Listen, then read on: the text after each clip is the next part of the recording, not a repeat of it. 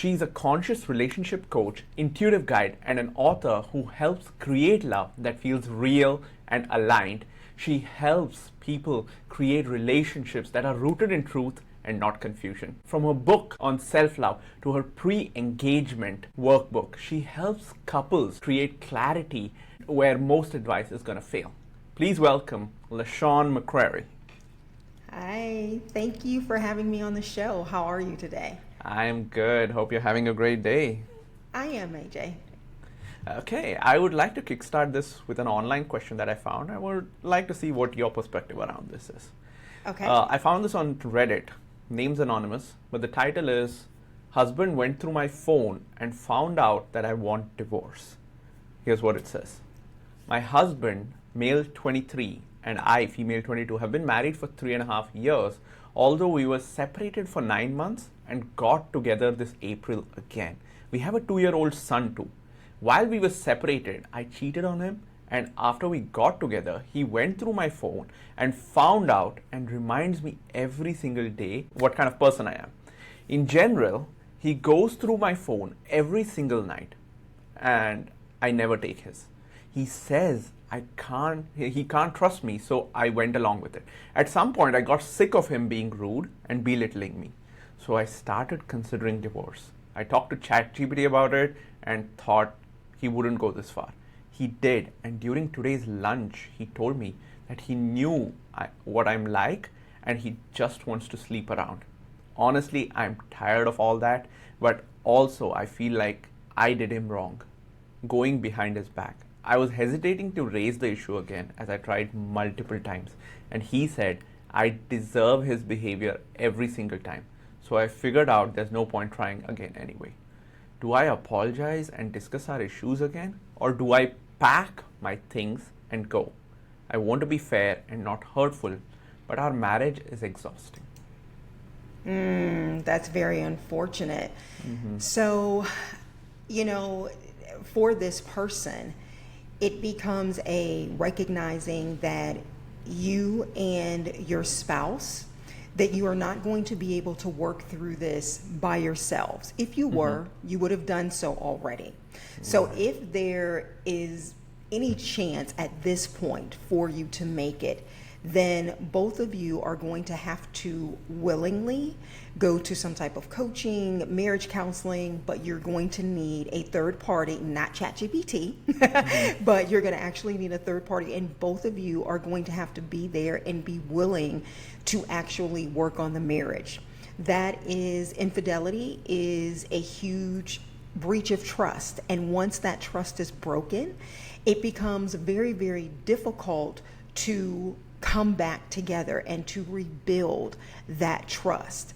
So there's so much that's going on within that correspondence that you received, AJ.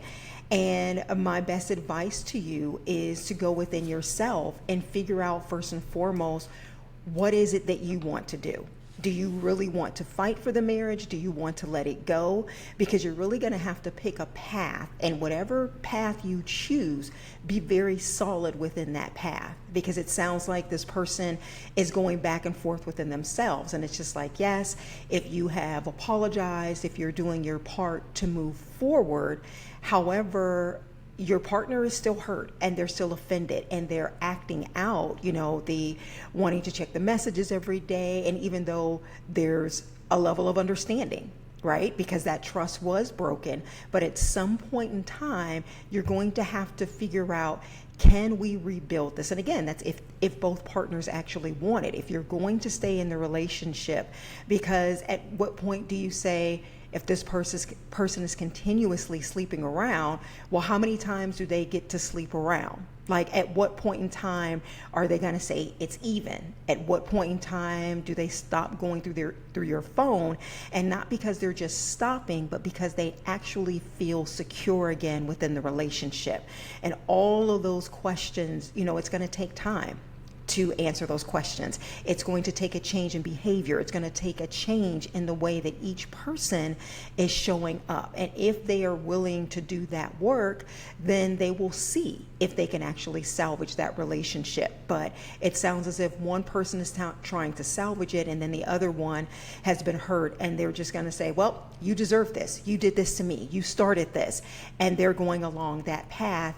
And unless they're really willing to get off of that path, to forgive and to heal and to change courses, then you already know, because like the person said, this marriage feels really draining, and it's going to continue to drain you until you guys are either working together to make it better or you decide to part ways. Where do you think infidelity arises? What usually triggers it? There is no usually. There really are so many different reasons why, people are cheating. So I don't like to try to throw it all under, well, it's because the person is insecure, or it's because their spouse isn't enough, or it's not, because there are so many different reasons. But I will say that this is where your own personal responsibility comes into play. And before people decide to get engaged, before people decide to get married, really looking at yourself and saying, am I the type of person that can be monogamous? Because I'm about to take vows stating that I am. Is that my truth? Can I honestly do this? Do I even want to? Right? And it kind of starts there. Do I even want to be faithful to my partner? Because if you don't even have an interest in being faithful, if you're simply saying that and you're taking your vows just because you don't want to lose the person and you want to keep them in your life, well, that says a whole lot about you right then and there. And I'm not saying that that's a good thing or a bad thing, but it is your truth. And if that's your truth, then don't say it. Don't take the vows. Don't get married if you already know that you're not the type of person that can be faithful, because that's where you are, and that's your truth and where you stand. I have heard of stories where some people have had fidelity issues before, and then they get into a specific relationship and they don't do it anymore. Is it because the environment changed? Like, I know this is too hypothetical without enough details, but I'm trying to understand what environment would be required for someone to shift their perspective that I don't need to do this anymore. Well, it's about the internal work. So it's not just the environment, because the truth is it's what's in us that drives us to do certain things. So if you're consistently going to places where you know there are people that are going to flirt with you, where you maybe feel compelled to flirt, and it's going to allow you to show up and possibly have relationships because you're around people that don't care that you're married, right? And for whatever their reasons are. So that's a part of it. But again, it always starts inside of us, because there are some people that can go into environments like that and they're like, you know what? I love my partner. I would never do anything to risk or jeopardize my relationship, to hurt that person, to do something that's going to bring them pain, anguish, make them cry. I'm just not going to put that person in that position, because I love myself and I love them and I love what we are building together. And unless they really feel that way on the inside, it doesn't matter where they go, because, hey, what my partner doesn't know won't hurt them. So it's really, again, it just depends on the mentality of the individual that's married. And then it's going to cause, because as you said, well, the surroundings, right, where they go, well, you're just not going to find an interest in going out to places like that. It's going to have less and less of an interest to you over time, because it doesn't benefit you. If you can really see it for what it is, something that could potentially cause loss in the future, then you're not going to want that in your life. Have you observed if there is a process that people can go through to actually rebuild trust? Let's say there's commitment on both sides, But rebuilding trust takes time. Yes. What's the process you would recommend for someone to go through to be able to rebuild trust? What are you talking about? The person that's been cheated on, both people? Both Which people. one? Both people. Well, it's going to cause both partners to really go inside themselves. And for the person that cheated, they really need to get to the root cause of their why. What is it in me that I decided that it was okay for me to entertain this type of behavior? And then for that person to really get a grasp on what they did, why they did it, and are they willing to make the changes that it's going to take in order for them to become a faithful partner. So that's their part of the process. And that could be unfortunate because they may need to let go of certain friends. They may need to stop going around and stop being in an environment that where that person was, wherever they were when they met that person, and, really begin to develop themselves in that way and begin to show up differently, because you can't keep doing the same things over and over again, right? And we know this, and get a different result. So if you want your partner to trust you and you've been coming home at 4 and 5 o'clock in the morning, that's not a trust building. That doesn't help build trust. Yeah. So where are you going? What are you doing? Who are you with? And why are you doing those things? Right. And when they begin to deal with that, that begins their process. For the person that was actually cheated on, they have to decide, first and foremost, do I want to trust this person again? Do I think that I can?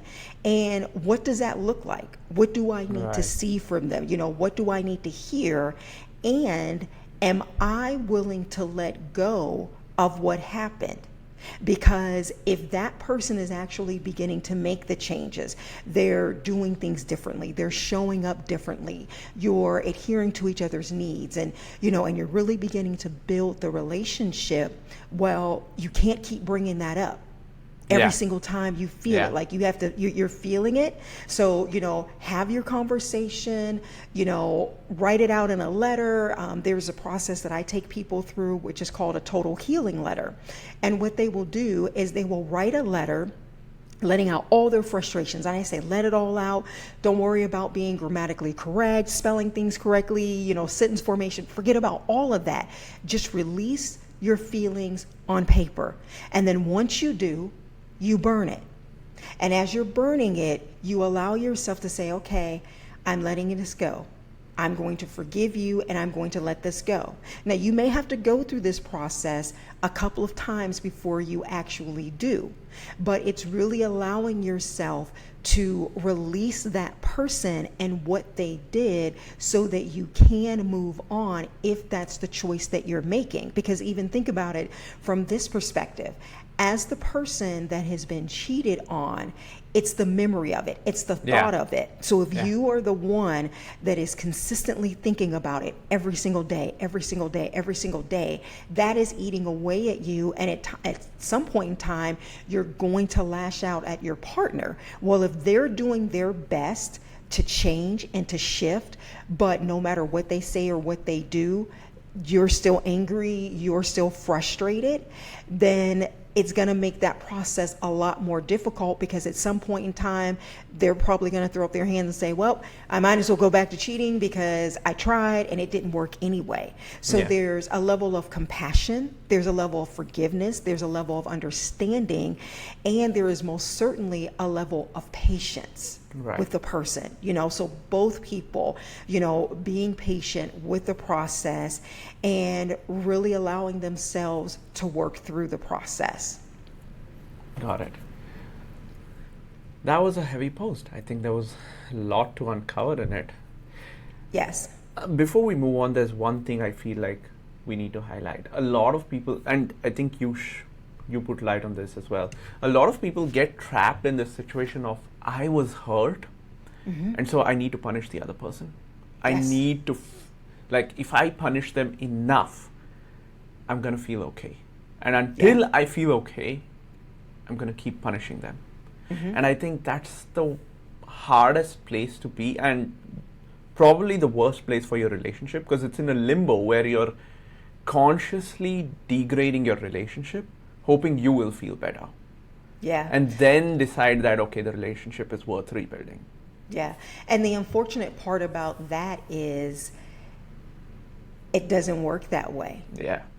Because you want them to feel your pain. You want them what you felt. You want to transfer that pain, but unfortunately you can't. Yeah. And one of the core reasons for that is the person is so disappointed. Like you broke their expectation. They expected you to do better. Yeah. So whenever an expectation like that, when I expected you to be my person, I expected you to love me, I expected this to be a safe place. And when that person breaks you, it brings up so much pain and so much anger that person is just like, I can't believe this.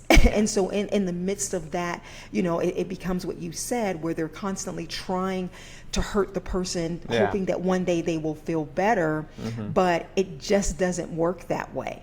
So, you kind of have to, again, get yourself to a point where you decide to release and forgive. And forgiveness doesn't mean that what they did was right. It doesn't mean that it was okay. It doesn't mean that they can do it again. But what it does mean is, I understand that this happened, and now I'm going to release it so that I can heal. Because forgiveness is really, about the person. In this situation, the forgiveness is about the person that was hurting and allowing themselves to heal. And at some point in time, getting yourself to that place where you can release it. You're never going to forget. And some people say, if I can forget it, then I can forgive. But the thing is, you're not going to forget it. Yeah. So you have to find a way to work around that. And it takes time. Yeah. I think a lot of people, if they can get to the place of, I want to forgive, but I don't know how, you can try to find a path from there. But if they get stuck in this place, I don't want to forgive this person, then it's really hard to pull them out of that. Well, because you can't pull them out. Yeah. Only they can pull themselves out. They have to pull themselves out. So it doesn't matter how long the person has been coaching or counseling couples. All of us understand that person has to be willing to do the work. It's kind of like if you show up at the gym and think just because you have a membership and a trainer that you're going to lose weight. No, because they're only with you a certain amount of time. It's what you do when you're not with them. Right? So it's ultimately that person's responsibility, and they have to get to the point where they are willing to release. Yeah. Transitioning. Yes. I was reading up on a lot of things that you talk about. One of the things I wanted to really understand is, what does alignment mean to you in relationships? Oh, I love that question. Alignment in relationships means that we are going in the same direction. It doesn't mean that we necessarily like all of the same things, but it does mean that we are taking our lives on a path where we both are willing to see each other. We are willing to hear one another. We are willing to be patient and compassionate, and we're willing to continue having conversations so that we can continue to grow together. So it doesn't matter, AJ, that you like chocolate ice cream and she likes vanilla ice cream, or whatever the case is. It's just like that's not a deal breaker. But situations like fidelity, right? That's an important subject.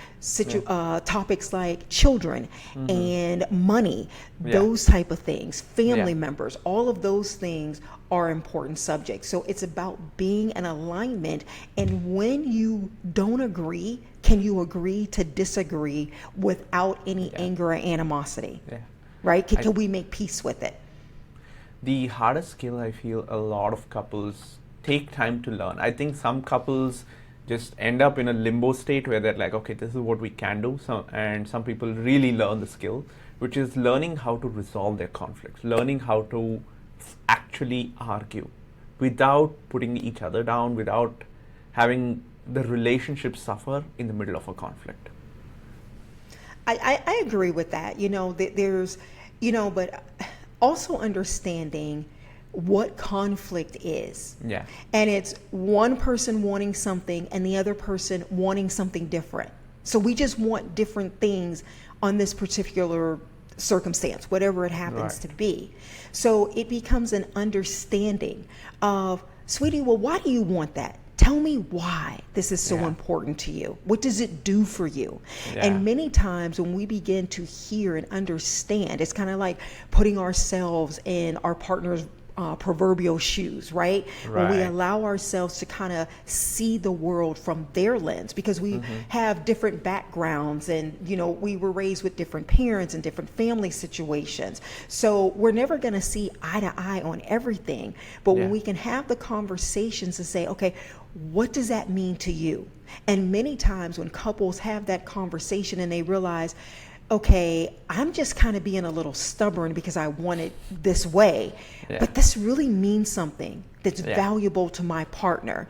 Am I willing to let that go because I see that this is a necessity for my partner? Am I willing to do that? And if the person is, that's when it makes all the difference in the world. And so you can begin to resolve those conflicts. And many times couples figure out, wow, we were arguing about something that really wasn't as big of a deal, you know, and so always searching for the win-win.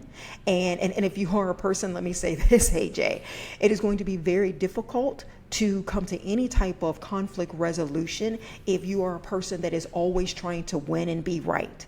Yeah. If being right is your, like, I need to be right, you are going to kill your relationship, because it's not about, you know, the relationship can't win unless both of you are participating together. It's kind of like a team effort, you know? Yeah, absolutely.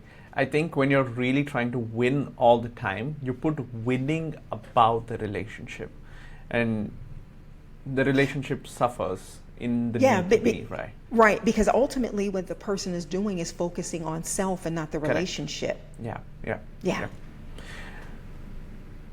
Talking about being right all the time, a lot of men struggle with this situation, or a lot of men during a certain period struggled with, I need to be right, and there was a certain level of ego.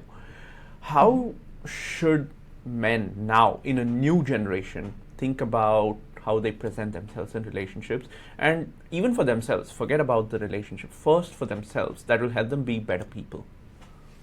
Oh, I love this question. So one of the things I would say is for the man to really develop himself, his own confidence, his esteem and how he feels about himself, and recognizing that his spouse is a partner.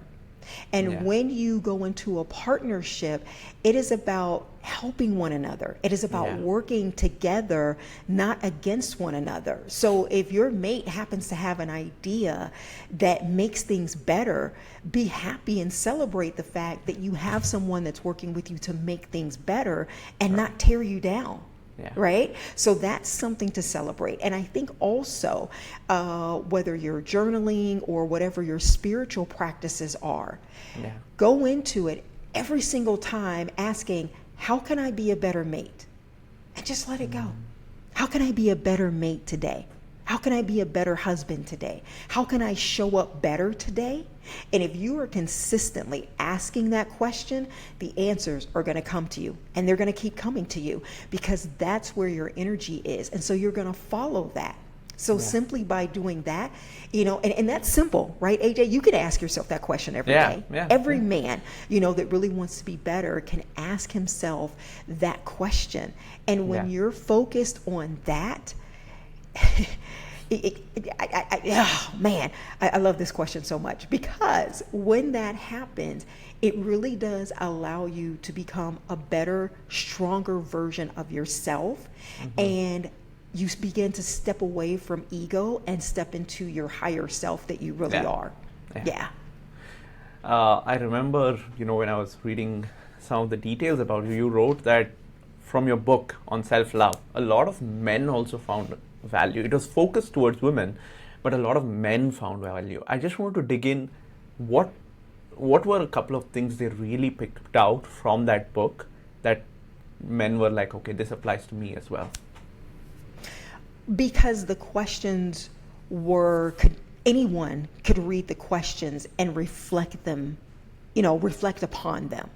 Because it wasn't like, as a woman, how do you feel about, having breast, or you know what I mean? It wasn't anything like that. Yeah. But it was questions that really caused you to go inside yourself and think about, who you are and what you're bringing into your life, into your relationship.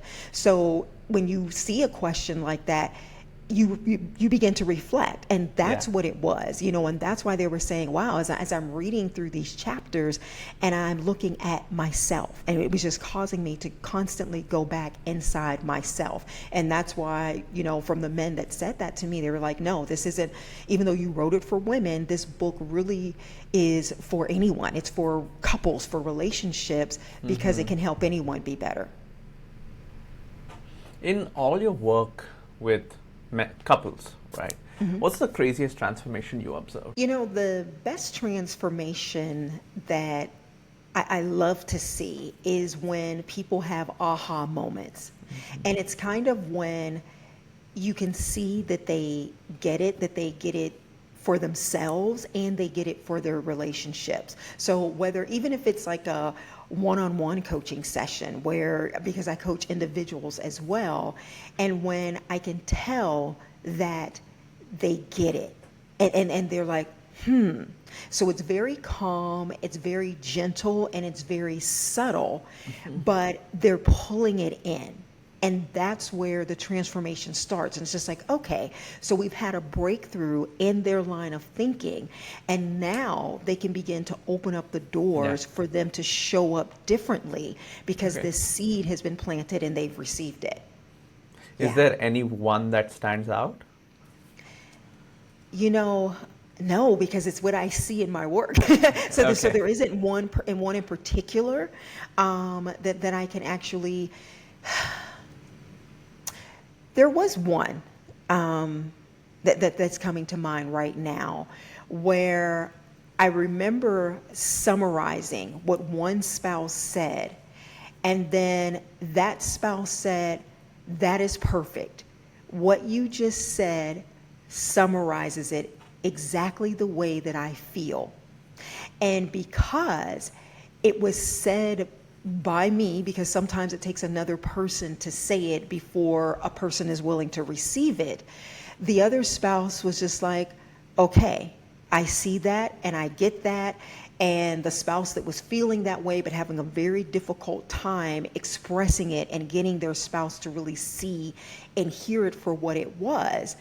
But I was able, as this person that is outside looking in, hearing everything objectively, I was able to communicate it and convey that message in the way that spouse originally meant it. And it was just like, wow, that's it right there. And I remember that person saying, wow, we can end the session right here. Like, that was it right there. So it's when things like that happen, and now they can begin to move forward. So it's really wonderful when things like that happen.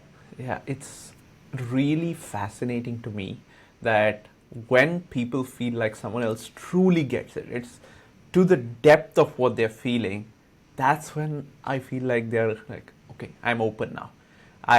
You get what I'm going through, which means you can help me. Until they hit that point, there's some resistance in them. But continue. I cut you off. Well, because now they feel seen.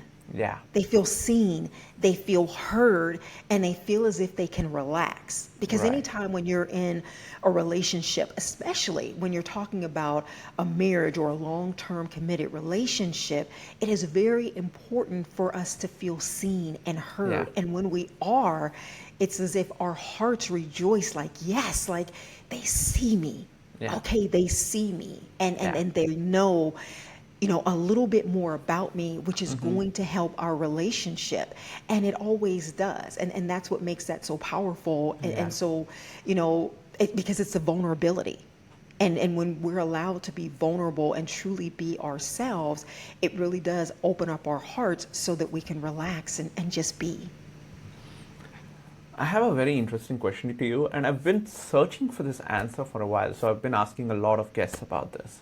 Okay.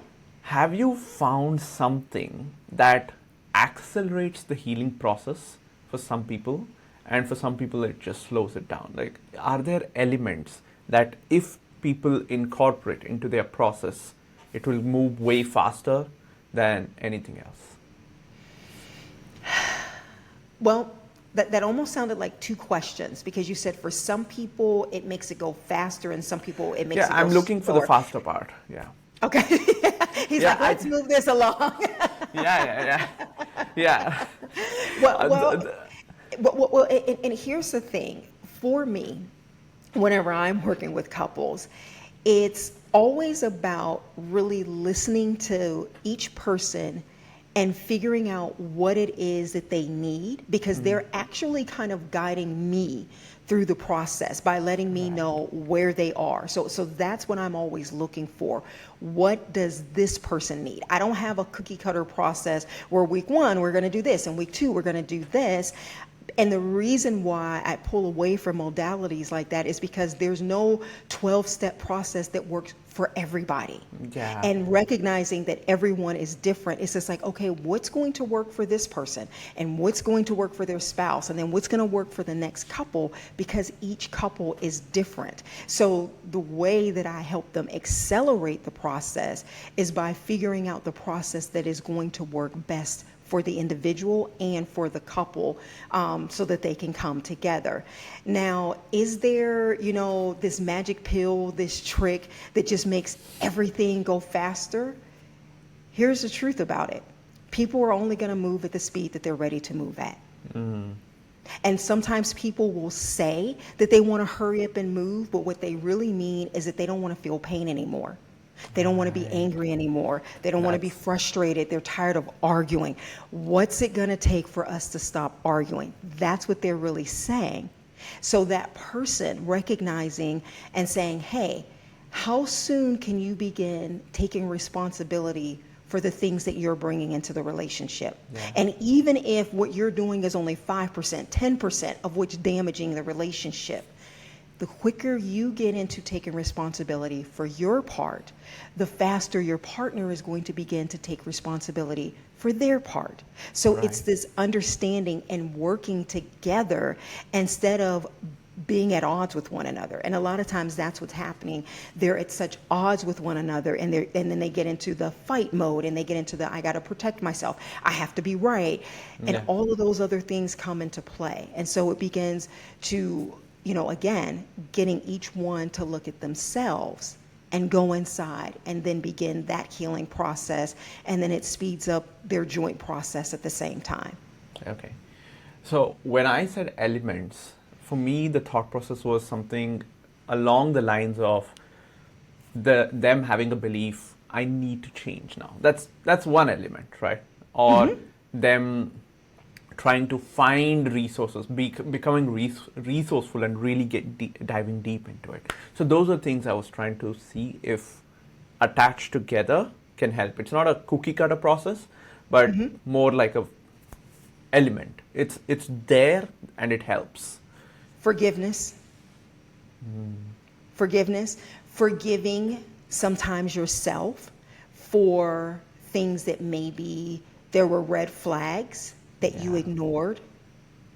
Forgiving yourself for not having conversations that you felt within you that you should have been having that you didn't have.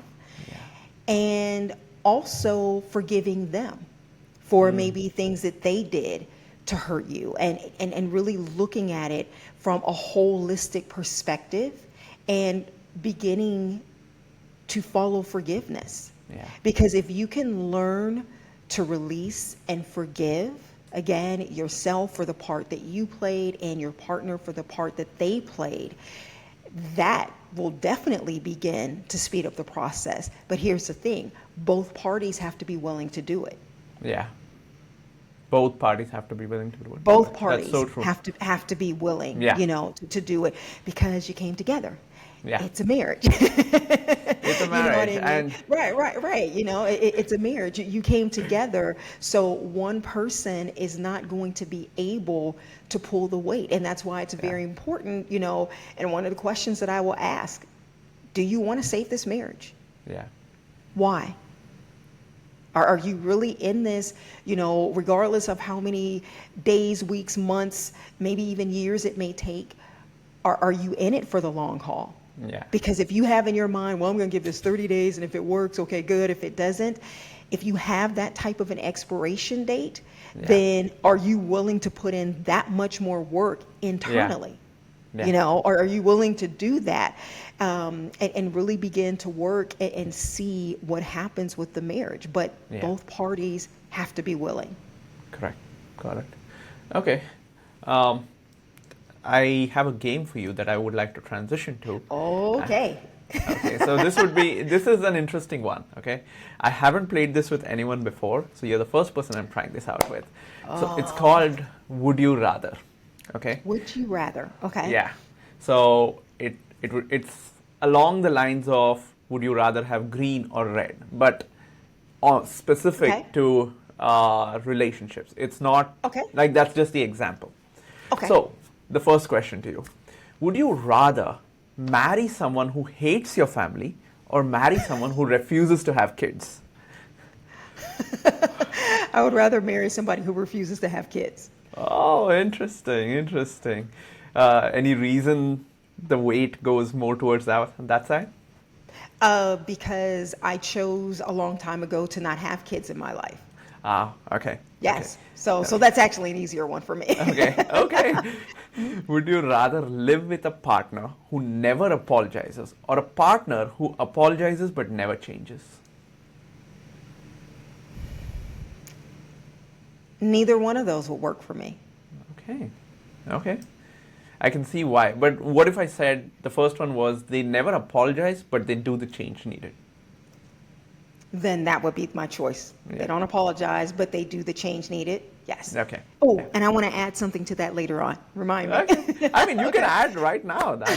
Well, I just want to say quickly that when you apologize, the best way to really say I'm sorry is with change.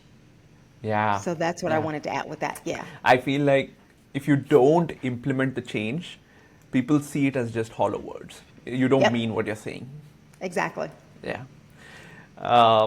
The next one. Would you rather be with someone who shares all your values but none of your hobbies, or someone who shares all your hobbies but none of your values? Okay. So the first one is values and not hobbies. The second one is hobbies and not values. Ooh. That wouldn't, like, none of them. That's the hypothetical. Yeah, that's seriously hypothetical, because if they don't share my values, then the relationship doesn't work. But if they don't share the hobbies, I don't know how we would have gotten together long Yeah, enough to yeah. find out about the values. It's interesting. It's an interesting one. Gosh, that's a neither for me. I know I'm Okay. going outside the parameters of this game, but I'm just like, Okay. neither one of those work. Would you want to hear my answer? Well, yeah, what would your answer be? Sure. I would have chosen someone who shares my values but not my hobbies, because we Okay. can find a new hobby. Maybe we haven't discovered it. But values, the fundamentals, if it's there, Yes. then we may end up finding a hobby that actually works. You may end up finding a hobby that works. I could see leaning more towards that one Yeah. with that thought process. But what happens if you never find any hobbies? Yeah, that's the risk. That's the risk. I mean, this is a hypothetical, right? That's the fun of doing this, because these are such crazy Yeah. black and white Yeah. situations where it's like, whoa, where do Absolutely. I go? Right. The next one. Would you Okay. rather have a partner who never says I love you, or one who says it every day but doesn't show it in actions? I think this is similar to the previous question, but I love you is a stronger thing for some people. For me, it would be if they didn't say it, but they showed it in action. Okay. Okay. I can totally see why.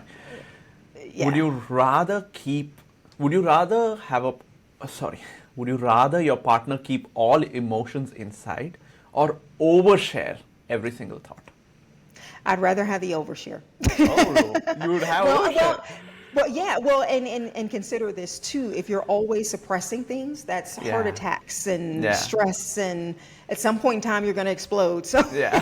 just Yeah. go ahead and share it incrementally. Yeah. Yeah. Yeah. I think oversharing can definitely be easier than someone like otherwise it's a wall. You don't know what's going on the other side. Absolutely, Yeah. absolutely. Yeah. Okay. The next one. Would you rather have a partner who never compliments you or one who constantly needs reassurance from you? Okay, so they either never compliment me, or Or they yeah, they constantly need a need lot me of to reassurance. Yeah. Well, I would be okay. Well, see, here's the problem with that. I would be okay without the compliments, but I wouldn't necessarily be okay with needing to reassure them all the time. Right. Okay. So that would be, I don't know, and I think maybe I could talk them into a compliment 1 or 2% of the time. That would probably be easier than than figuring out, why they need reassurance all the time. So yeah, I'd go with the first one. This is such a fun game because it really gets us on the edge and try to see, okay, how would I pick between these two options? Right. Yeah. The next one is, would you rather argue once a week but solve everything, or never argue but keep silent resentments? Oh no, the first one. Yeah, that's easy. I mean, Yeah. that's a really easy one. Oh yeah. I need more questions like that.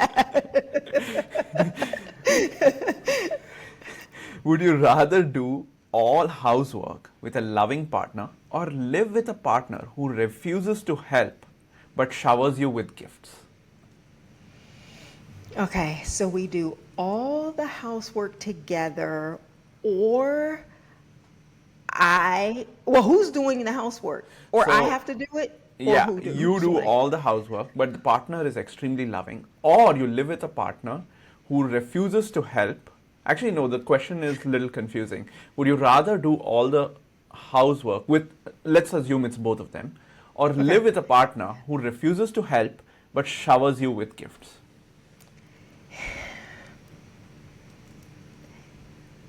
What are my gifts? Well, because I'm not really a gift person. I'm more of a travel type of person. So am I like traveling all over the globe anywhere I want to go? Yeah, those can be your gifts. So he understands what you need and gifts you those. I would probably go for that one where they don't help Wow. me at all around the house. Okay, fine, I'll do everything, Uh-huh. but it's gonna cost you. Okay. Like literally, I'm going everywhere. Help me understand the thought process because that is such an interesting choice to me. Well, for me, for one, you just said that I would have to do the housework. So I could always hire somebody to help me do housework. I could I like always, that. contract that part out. So, because my line of thinking is just so long as it's done and he's fine with that, Yeah. then it doesn't matter. Yeah. So that would be fine for me. And my thinking is we're going to be gone so much anyway Yeah. that, Okay. that I won't be here that much doing a lot of the That's an housework. interesting way to look at it. And then I'm all over the globe. So Yeah. oh yeah, that's a win-win for me. Yeah, I like that question. Would you rather plan every date night yourself or have your partner plan them but fail badly many times? Plan them but fail badly. Okay. I am not necessarily the best planner of dates. Okay. So I would believe that at some point in time he would get better at the Okay. planning. And for me, you get credit, even if it gets messed up along the way, you still get the credit for the effort. Right. So I would be okay with that. Yeah, because I would just think after you do it so many times, at some point in time, I would think that his ego would kick in and be like, okay, I'm going to do it right this time. Yeah. Okay. So yeah, Okay. that's my line. That's my line Okay. of thinking. Nice. Okay. 3 more. That's it. Okay. Would you rather your partner still be friends with their ex or never tell you anything about their past? Is there another option?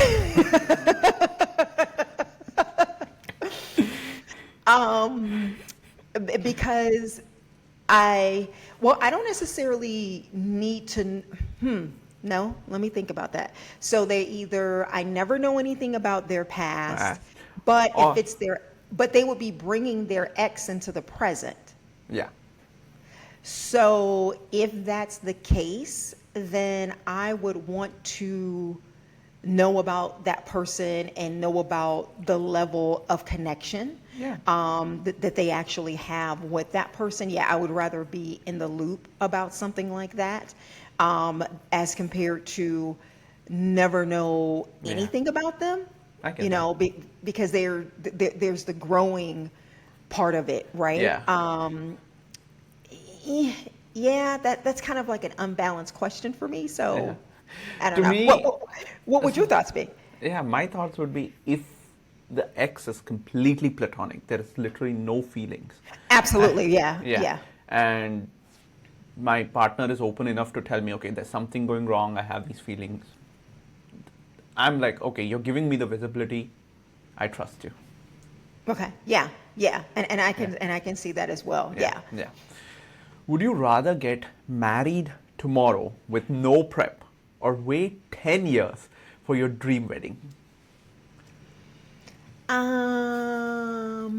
Okay. Well, I'm already married, so it kind of. But I'm trying to think beforehand. Give me the question again. So you get married tomorrow with no Right. preparation, assuming you're in a relationship where you're Okay. going to get married, right? Right. So you get married tomorrow, or you wait 10 years for your dream wedding.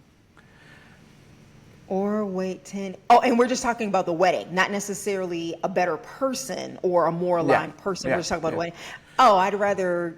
Oh, I'd just go for it and go tomorrow. Okay. Yeah, Okay. because life is happening now, and the Yeah. wedding is a couple of hours of your life, and I personally believe in working more on the marriage than the wedding. Okay. So that's Love my your thought thoughts. process. Love your Yeah. thoughts. Would you rather stay in a marriage with no intimacy or leave and start over at 50 and you get to have the intimacy you want? Leave and start over and get Okay. the intimacy. Those were really, really fun questions. That was a lot of fun. I should do That this was. more. I should do this more. Okay, I have 2 questions to end the podcast. Okay. What questions do you recommend people ask each other pre-engagement? So a good pre-engagement, there's so many different topics pre-engagement, but I believe that a really, really good question is, why do you want to get married? And how do you define marriage? Like what does that look like to you? So that would be, a really good starting question of, knowing their whys and, and what it means to them. And then another good question would be, why are you choosing to marry me? Yeah. What is it about me? What is it about us that you're choosing right now in your life to get married? And the one thing that I will say about this is that whenever couples are having conversations about relationships, one of the most important things that you can do is be honest. Yeah. Be honest. Do not mislead a person. Yeah. Do not, send in a representative. If you're not willing to be truthful before the marriage, then you're going to be telling a lot of lies Yeah. during the marriage. And it's going to be hard for you to keep that up. And it's going to become exhausting. So step out on the right foot or don't do it at all. Yeah. So here's my final question. Okay. What are 3 questions? It's along the same line as the previous question, but what are 3 questions that couples can ask each other pre-engagement to kind of get a vibe of, are we in the right direction? I don't think that there are just three simple questions. Like I said, I Yeah. would start off with the ones that I just gave. Okay. But the question that you really want to ask yourself is, are we willing to continue working together and growing together on our Yeah. relationship? And kind of look at your marriage as like this baby that's about to be born. And then once it does, you have to nurture it, because the child is different when it's first born than it is a month later, Yeah. 6 months later, a year later. So you have to be willing to nurture Yeah. it. And so many people get into relationships and they're like, okay, we're married now. And they just completely, let go. And it's just like, no, now you have to nurture the relationship. The Yeah. relationship has to grow. Correct. And if both of you aren't willing to do that, then that's a sign. Yeah. And just really having the conversation to have future conversations, Right. not just Right. today, but let's consistently go inside. And if you're both willing to do that, then you have a greater chance of success than other couples who are not willing to do that. Yeah, I agree. And something I really read that was awesome, kind of aligns with what you were saying, is every time people have a key moment in their life. So when they get engaged, when they get married, when they have a kid, when they have the second kid, when they have the third kid, it's like they're almost starting a new relationship journey completely. So it's Yes. not the same playbook that you were using until now. It's a new Correct. playbook. You have to Yes. relearn each other. You have to replay the entire game. And That's I think right. that's important for people to remember. Absolutely. And I'm glad that you said that, because it's another chapter. Yeah. It's another chapter in your life together. So if you look at it as we're writing this book together called Our Marriage, Our Lives Together. Everything is a new chapter in your Yeah. life, and we think about the happy things, like you said, the getting married and the having children and things like that, buying the first home together, traveling together. But then Yeah. there's also experiencing death together. Because at some point in time, someone that both of you know that you love is going to leave this earth. And Yeah. what does that look like? So this is why those conversations are so important, that you keep having them and keep understanding that you're going to continue to grow together, because you don't know what it's like to be a parent until you become a parent. Right. And you don't know what type of, you just really don't know what that's going to Yeah, look you don't like. know what challenges are coming your way. Right, you absolutely don't. And then if you do have a child, and let's say that the child happens to be born and the child has some type of sickness, or the child has some type of, problems that you're going to have to consistently be running back and forth to doctors, or, and it's just going to be a lot more time consuming, but it's not going to have the type of life that you envisioned. Then what do you do? Yeah. And the stresses that come along on you as individuals and on your marriage.